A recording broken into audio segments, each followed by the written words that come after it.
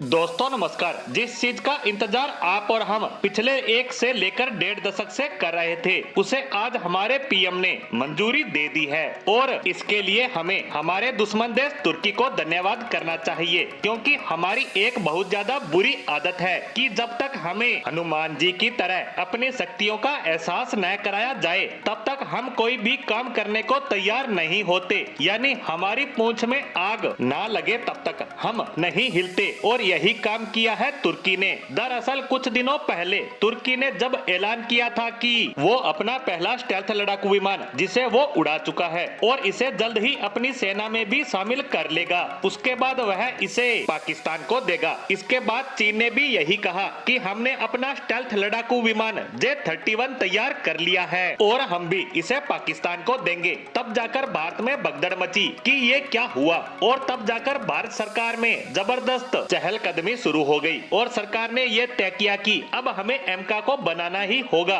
और इसके बिना हमारा काम नहीं चलने वाला। और इसीलिए पीएम मोदी की अध्यक्षता में भारतीय केंद्रीय कैबिनेट ने भारत के 5th जनरेशन स्टेल्थ लड़ाकू विमान एमका के प्रोजेक्ट को मंजूरी दे दी है। और यह बहुत ही ज्यादा बड़ी खबर है। आप सोच भी नहीं सकते कि इसका असर कितना ज्यादा बड़ा होगा। इसमें सबसे हैरान करने वाली बात यह है कि इस अप्रूवल का इंतजार पिछले 2.5-3 साल से किया जा रहा था, लेकिन इसे अप्रूवल नहीं दी जा रही थी। लेकिन अब यह मंजूरी दे दी गई है। लेकिन इससे होगा क्या, तो देखिए। मैंने पहले भी पोस्ट के माध्यम से बताया था कि एमका से जुड़ी हुई जितनी भी टेक्नोलॉजी है, जितने भी इसके पार्ट्स हैं, वो सब डीआरडीओ ने तैयार कर लिए हैं और उसका साथ दे रहा है एडीए। लेकिन इसमें कोई इश्यू नहीं है और फिलहाल इंजन का जुगाड़ भी हो गया है। हम अमेरिकन इंजन के साथ एमका को बनाएंगे, उसका भी प्रावधान यहाँ हो चुका है। लेकिन जरूरत थी तो सिर्फ अप्रूवल की। अप्रूवल मिलने के बाद ही डीआरडीओ और एडीए को फंड मिलते, जो तकरीबन 15,000 करोड़ रुपए अप्रूवल के बाद मिलने थे।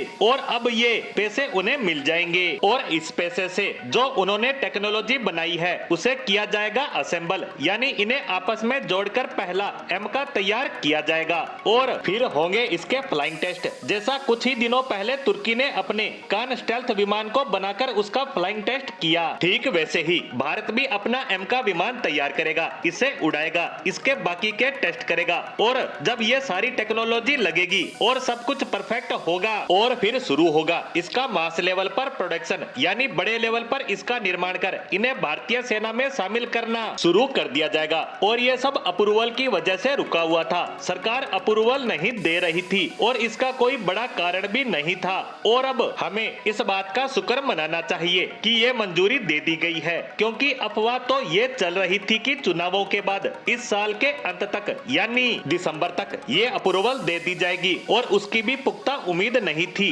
लेकिन धन्यवाद है तुर्की का, जिसने अपना विमान उड़ाकर दुनिया को दिखाया और घोषणा भी करी कि इसे हम पाकिस्तान को भी देंगे। तब जाकर भारत जागा और एमका के प्रोजेक्ट को मंजूरी मिली। खैर देर आए दुरुस्त आए, हमने अभी भी ज्यादा देर नहीं की है। इसी के साथ एमका के निर्माण से जुड़ी खबरें भी तेजी से आना शुरू हो जाएंगी, जिस पर हमारी नजर लगातार बनी रहेगी। इसी के साथ हमारी आज की इस पोस्ट को यहीं विराम देते हैं। धन्यवाद।